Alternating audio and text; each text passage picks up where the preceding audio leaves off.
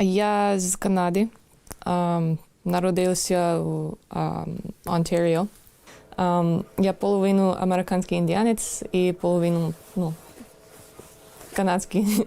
То 0% український кров. 2023 роки я тренувалася 2 роки українські танкісти на Леопард-2. Це коли я все ще була в канадській армії. Після того я поверталася додому до Канади, і я стала незадоволена. Я думала, що я можу зробити більше тут. У мене є здатність військова, у мене є досвід, що може бути краще використовувати на війна, а не тільки вдома постійно тренуватися. Я в Канаді після університету, я там була танкіст, командир взводу Леопард-2. Я так працювала 5 років, потім вирішила прийти до України і служу тут. Мені подобається. Я хочу бути військовою або до смерті, або до пенсії.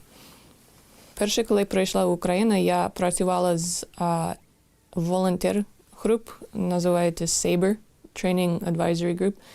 І вони інструктори. І то я працювала як інструктор, а я хотіла працювати танкіст, бо це мій спеціальність. І я попросила багато інших бригади, і майже всі сказали мені, що не може бути танкіст, ти може бути медик чи щось так. Я не хочу бути медик, я танкіст.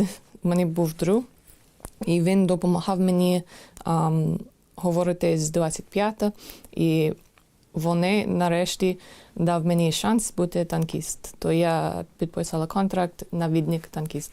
Перший виїзд був дуже прикольно для мене. Перший день я стріляла там, де стояли ворог. Я була просто в захваті. Це перший день, перший ціль, і я влучила. Це не могло бути краще для перший день на війні. Я тут була у Т-80 BV. Це теж хороший танк. Канадська пропаганда це постійно сказав, що наш танк Leopard, Abrams, Challenger завжди найкращий у світі. Ті типу танки недобре. Але насправді я була дуже здивована через те, що Т-80 насправді дуже хороший танк.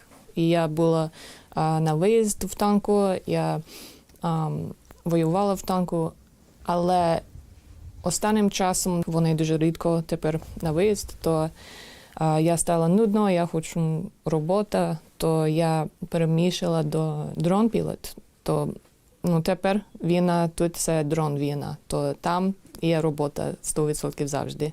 Я тепер дрон-пілот. Моя робота тепер це йде до позиції, я там сиджу тиждень, 2 тижні, 20 днів було раз. І я FPV-пілот, то я там сиджу, завжди готова. Час від часу це дуже важко принести ще вода, ще їжа до позиції одразу. Треба трошки чекати, щоб, наприклад, дощ йде або умови буде нормально для рух біля позиції. В Канаді це дисципліна. Наприклад, навіть не можна ходити з руки в карман. Не можна. Це ж тільки, наприклад, дуже високий стандарт одягатися. Форма завжди треба бути у стандарт.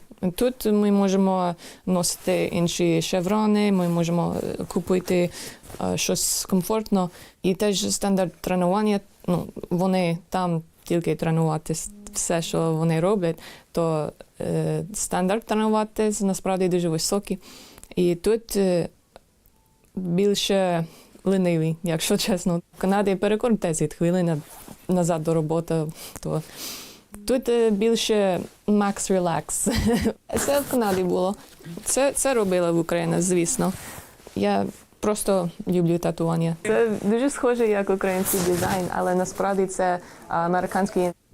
Ну, перше слово було добре. А я пам'ятаю, перший день я була в Польщі, у нас був перекладач. Він писав «Добрий день».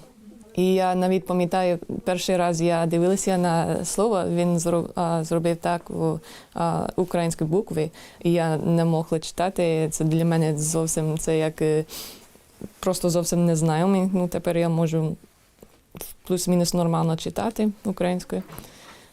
Я навчилася рік, а я знаю, що я дуже погано говорю. Все ще дуже погано говорю, але з побратами вони мені розуміють, і це головне. Кинулися. Здогадалася.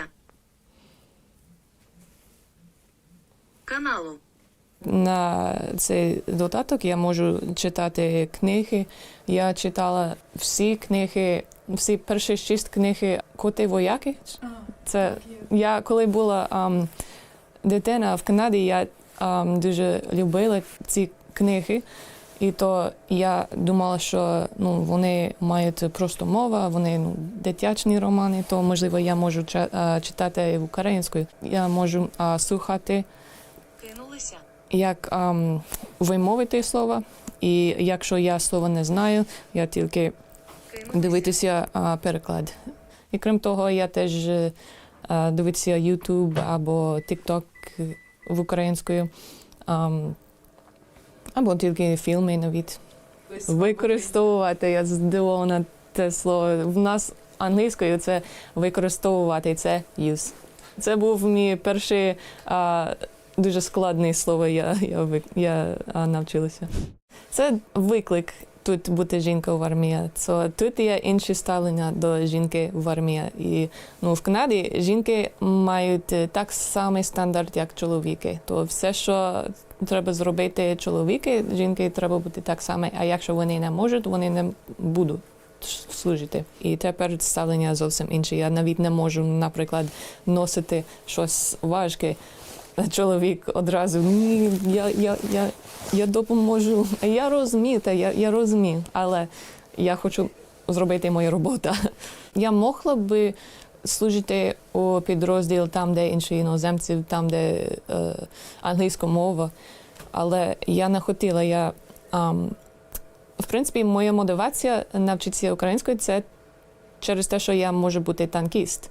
Це перша мотивація. І тепер я пілот, і я теж можу переміщити до іноземців підрозділ, але я вже не хочу. Я хочу стояти з українською.